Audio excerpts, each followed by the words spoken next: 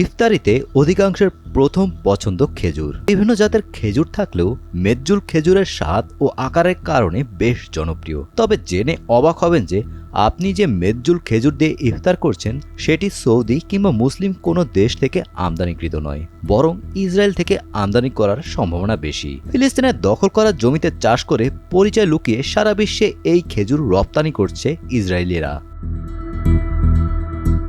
কাতার ভিত্তিক সংবাদ মাধ্যম আল জাজিরার প্রতিবেদন বলছে, বর্তমানে বিশ্বজুড়ে যত মেজ্জুল খেজুর খাওয়া হয় তার 50% আসে ইসরায়েল থেকে। আর এসব খেজুরের একটি উল্লেখযোগ্য অংশ চাষ হয় ফিলিস্তিনের দখল করা ভূমিতে। জর্ডান সীমান্তবর্তী পশ্চিম তীরের জেরিকো অঞ্চলে বিশাল এলাকা জুড়ে মেজ্জুল খেজুরের বাগান গড়ে তুলেছে ইসরায়েলিরা।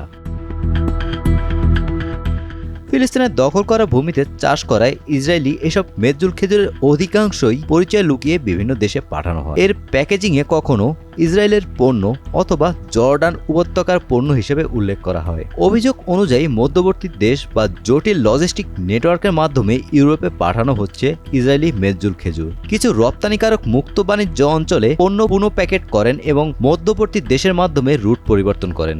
এর ফলে উৎপাদনস্থল সহজেই আড়াল করা যায়। খাত সংশ্লিষ্ট তথ্য অনুযায়ী ইসরায়েল বছরে প্রায় 35,000 টন খেজুর রপ্তানি করে। তবে আন্তর্জাতিকভাবে স্বীকৃত সীমানার ভেতরে উৎপাদন মাত্র 8,800 টনের মতো, যা চাষ হয় মূলত আরাবা উপত্যকায়। যদি এই পরিসংখ্যান সঠিক হয় তাহলে ইসরায়েলি খেজুর রপ্তানির প্রায় 75% দখল করা ফিলিস্তিনি ভূমি থেকে আসতে পারে বলে ধারণা করা যায়। তবে কেনার সময় আপনিও চিনতে পারেন খেজুরটি ইসরায়েল থেকে আমদানিকৃত কিনা। রপ্তানি করা ফিলিস্তিনি পণ্যে সাধারণত 625 দিয়ে শুরু হয় বারকোড এবং প্রোডাক্ট অব প্যালেস্টাইন লেখা থাকে। ইসরায়েলি পণ্যে সাধারণত 729 দিয়ে শুরু হয় বারকোড, কখনো কখনো 871 লেখা থাকতে পারে।